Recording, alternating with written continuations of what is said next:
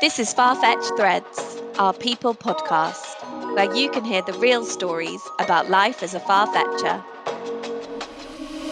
Hello, and welcome to Farfetch Threads, our people podcast. I'm Artin Kacidhja. I'm a senior commercial manager at Farfetch, and today I'll be talking to Donnie Holmes on the topic of fostering an inclusive culture in the workplace. Donnie, welcome. Hi, thank you. Thanks for having me. Pleasure. Can you tell us a bit about yourself and about your role at Farfetch? Absolutely, yeah. So I work in our customer service department. So pretty much any time you're calling in, having, you want assistance with placing orders, or anyone has questions or returns or anything like that, I am one of the many voices that you get to hear from. And I'm also part of our Black Employee Network here at Farfetch, which is just other Black employees across Farfetch, just, kind of steamboating and trying to promote more diversity and inclusion within the company. And then I'm also part of our Far Out club here. So pretty much that's all just LGBT, Farfetchers around the company, and just trying to also pushing diversity and inclusion. And yeah, it's just a good time. So happy to be here.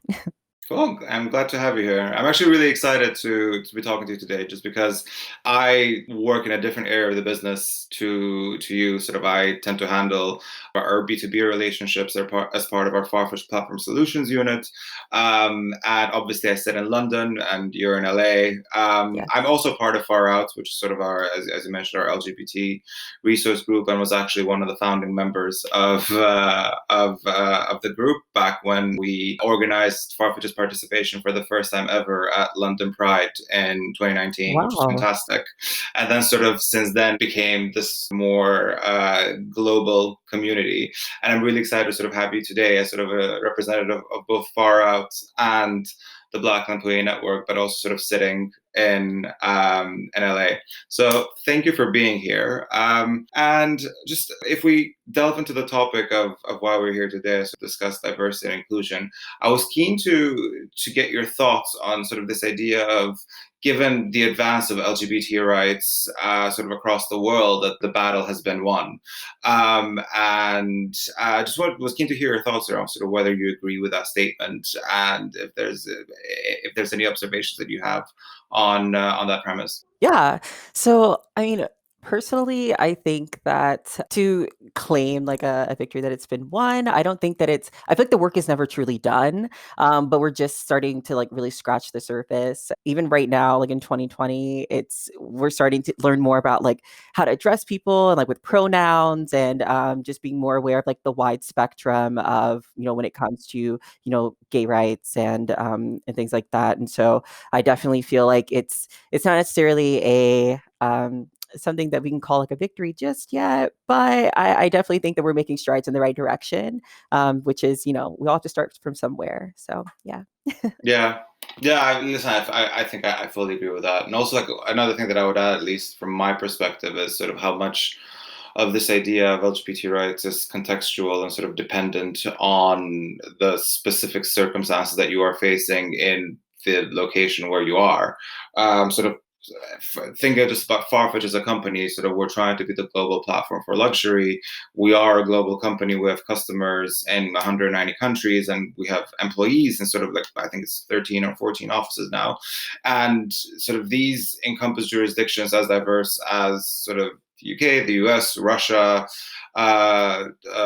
Portugal, China, Hong Kong, and sort of understanding the local aspects and, I guess, the struggles that LGBT people face in these different jurisdictions necessarily means that the experience of a gay or a lesbian person in each of these countries is different. So as such, it's difficult to have an absolute statement of the battle has been won when sort of the experiences faced all around the world are so different. And we know that in a lot of countries, sort of the battle has not been won. It's very far from being won, actually. And I guess sort of connected to that, I was and especially sort of having you here as a member of both the Black Employee Network and Far Out, I was keen to get your thoughts in terms of how do you see there being any parallels between the statement sort of that LGBT rights have been won, and also the statement that like all lives matter in the context of the BLM movement, that has obviously been going on this year.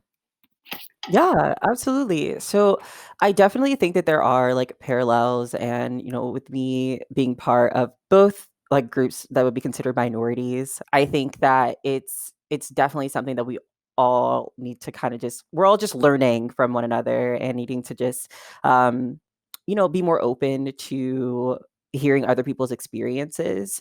I mean, I'm in Los Angeles now, but I grew up in Kentucky, which is considered more of like a southern state. And even who I am like today, I definitely don't think that I would have evolved into who I am had like the time had not also, when geographics coming into play, but also just in general, just in today's times, I feel like we're all just learning more. We're more aware and being more open and receptive to hearing other people's struggles and going through and trying to empathize and sympathize with that. And then also just trying to improve on that on all spectrums. So personally, I definitely think, especially with Black Lives Matter and that movement really becoming such like a huge like topic. I mean, I definitely remember being in high school and it just being like a hashtag, and I didn't really know much about it at the time. And then, here I am, I'm 25 and I'm living it. I definitely see the world in such different eyes, and those rose gold or rose colored goggles are not on anymore. So I definitely like see the world for what it is.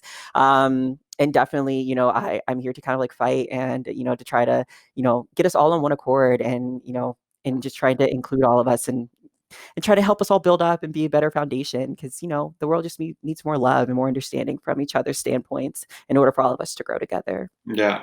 Yeah, I liked something that you said sort of in your response around sort of this idea of empathy and sort of understanding what sort of the person that is next to you is going through. And obviously sort of, at least from my perspective, it's difficult to be in a position where you can truly understand the struggle of a Black person, regardless of whatever discrimination I may have faced as a white person. And sort of, it's about empathizing with the person that you are trying to understand, but also educating yourself in terms of sort of what struggles they are going through, and sort of how the world is different for them, and I guess sort of what slights they face, and the way that they need to live their lives.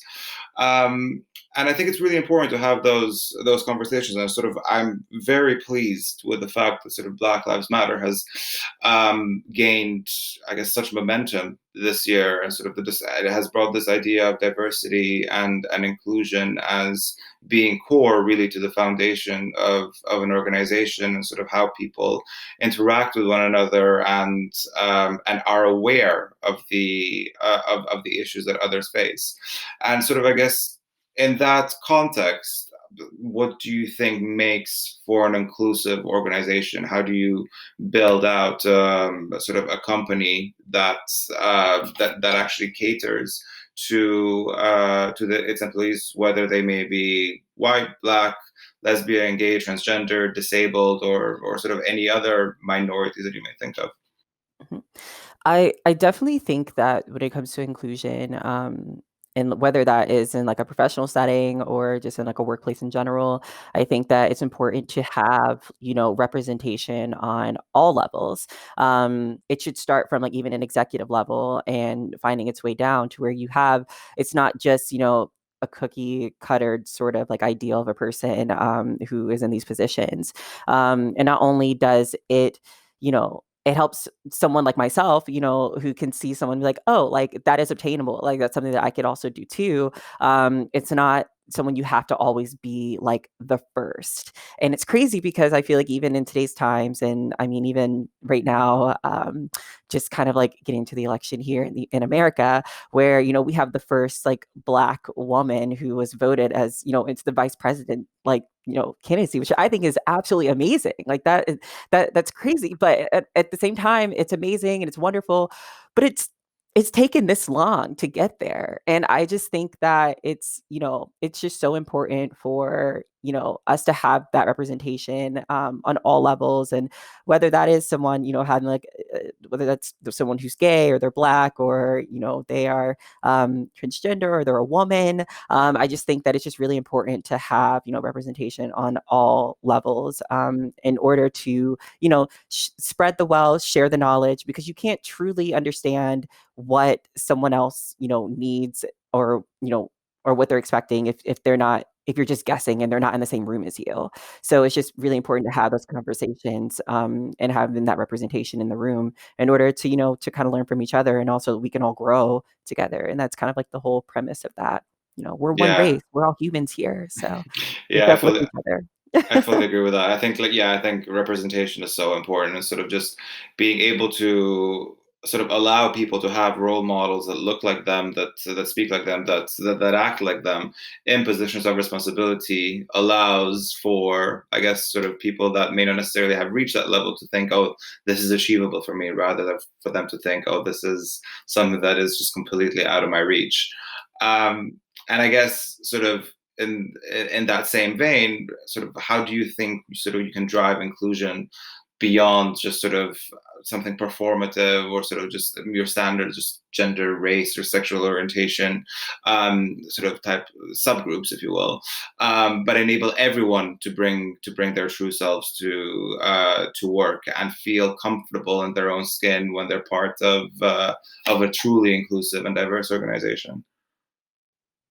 Yeah, so I definitely think that people should be celebrated and in their differences, and being able to bring their true selves. I mean, speaking from experience as someone who kind of is more gender fluid, and I kind of like, I guess, you more so identify with being non-binary. My pronouns are he and they. That it's, I've never had been in a workspace where I could come in to work, and have, be able to wear full face and makeup if I want to, or wear heels to work, or, like all these things, like here, like at Farfetch, it's all celebrated to just be yourself and express yourself. And having this kind of culture is something that, I value, and I think that other companies could also value from, and also can learn and grow from, because people don't have to hide or shield them, shield themselves or their true selves, in order to like fit into like this mold, or into this like corporate setting. I think that it's not just black and white. It's definitely, there's some color in there. There's some, there's a lot more than what's just on the Yeah. surface. And I think that it's important to just celebrate that, and encourage people to also do the same thing. So Yeah, 100%. It's funny that you mentioned, I guess, sort of the ability to dress or sort of look however you want, because I think, at least for me, that was I guess the first thing that really left an impression when I joined Farfetch. So my career started in finance, and sort of prior to Farfetch, I had always worked in finance, and I would be wearing sort of a suit and tie to work every day.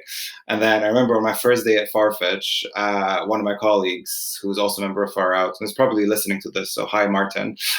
He was in the office, wearing like a pink pussy bow blouse, and sort of like these structured, tailored shorts, and these like silver metallic brogues. And I was like, first of all, ah, you look love amazing. it.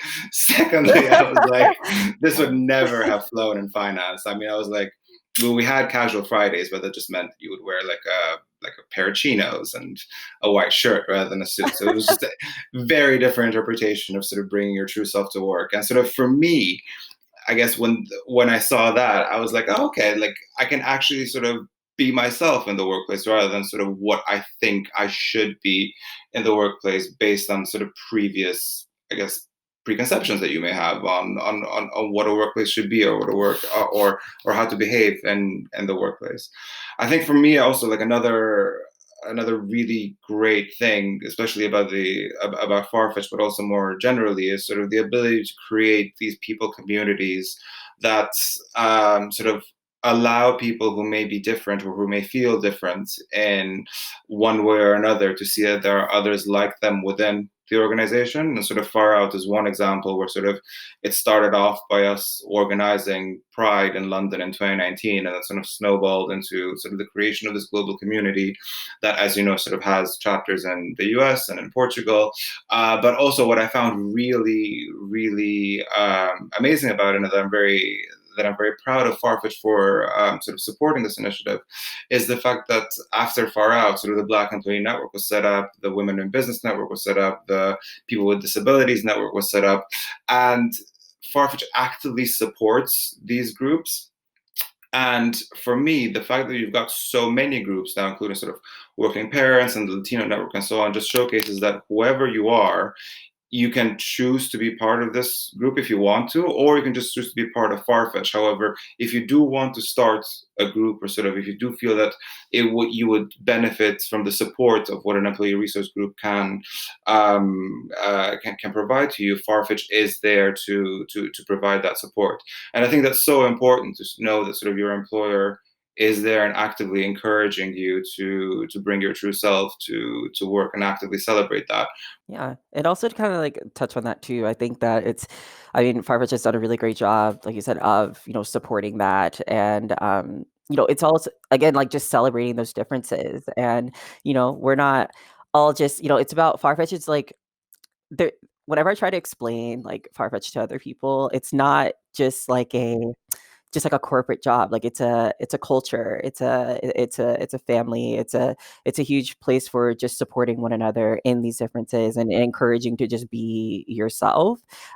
There's a niche. There's someone else who's like you around the office, in the company. Someone who thinks like you.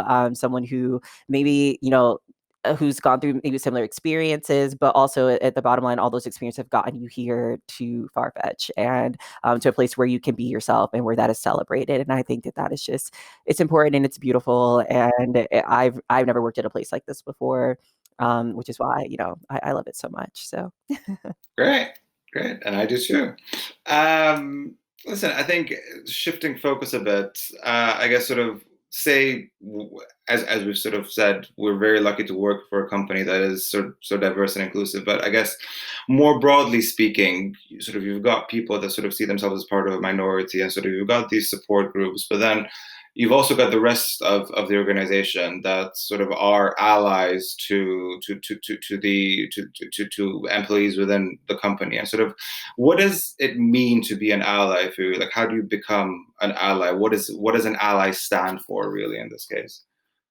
yeah, so I definitely feel like allyship is more than just performative. I definitely think that it just really starts with having these conversations and showing support and sticking up for people when no one else is around.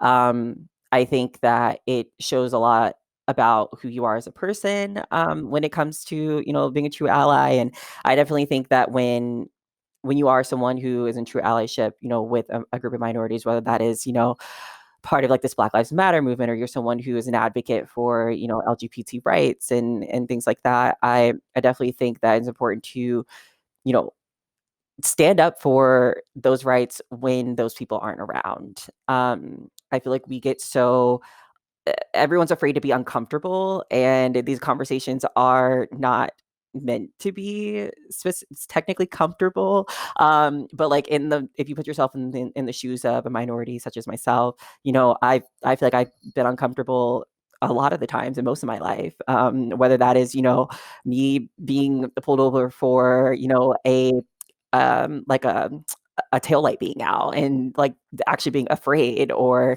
maybe I'm out at like a bar or something with some friends, and someone might like start shouting like slurs and things like that, and at that time, at that point in time, maybe I am like afraid for my life because I am a double minority. So I just think that it's most important, as an ally, to have these conversations.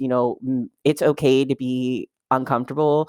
True growth doesn't happen when you're constantly comfortable all the time. So in order for us to kind of like grow together and to learn from one another, I think that it's important to, like I said, just to stand up for what's right and just kind of have those conversations openly, no matter how uncomfortable they may be. Yeah, I think that's so important. Thank you for sharing that. And sort of, I think it really highlights sort of a point around how sort of what one minority perceives to be sort of a slight against them may be completely different to what another minority may be facing. And sort of is this idea of sort of reaching across the aisle and trying to understand what the other person is facing, or sort of what they are feeling. And at least from my perspective, it's also about sort of education and really understanding the cultural, historical, and social context through which discrimination is perceived and is received by other minorities that I may not be a part of.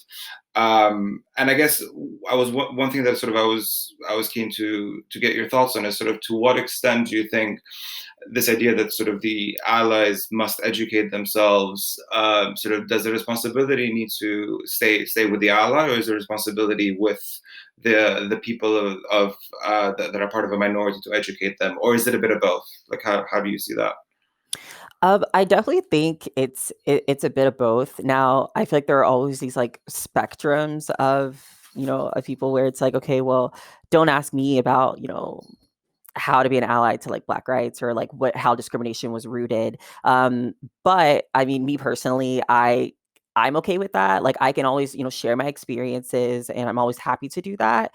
But definitely, I mean, there are resources all over the place for all of us to kind of educate ourselves as to where, this discrimination was rooted, and how we can kind of like overcome that. There are books that you can read. There's, we have computers in our pockets now. Like it's, there are a lot of things that, there are podcasts, there are a lot of things that, and a lot of resources that you can like, learn from. And then also just kind of like take a step back and be like, okay, well, how am I aiding in this? How am I not aiding in this? How can I be more of an ally? And how can I help to to be a force of change, in order to make this a better place for not just for myself, but also for those around me, my brothers and sisters who are also living in this world with me. Because we're all family here. Yeah. So. Yeah, I agree. I think sort of it's important to avail of the resources that we have at our disposal, but also I think sort of reaching, as I said, sort of reaching across the aisle really helps to bring that personal element to it, or sort of if you see somebody that you know and sort of get to understand the discrimination they're facing, it suddenly becomes so much more real, and you're able to be that much better of an ally if you know that a person that you are close to is actually going through discrimination. Listen, Donnie, thank you so much for a great conversation today. I've really enjoyed it. I hope you have too. Oh, likewise. Yes. Thank you so much for having me. This was great. Pleasure. Pleasure. And thank you to everyone who's been listening to this episode of Farfetch Threads. Stay tuned and see you next time. Thank you. Bye, guys. Thanks for listening. Make sure you never miss an episode of Farfetch Threads by subscribing to our Spotify and Farfetch People YouTube channel. If you're ready to do what's never been done, visit farfetchcareers.com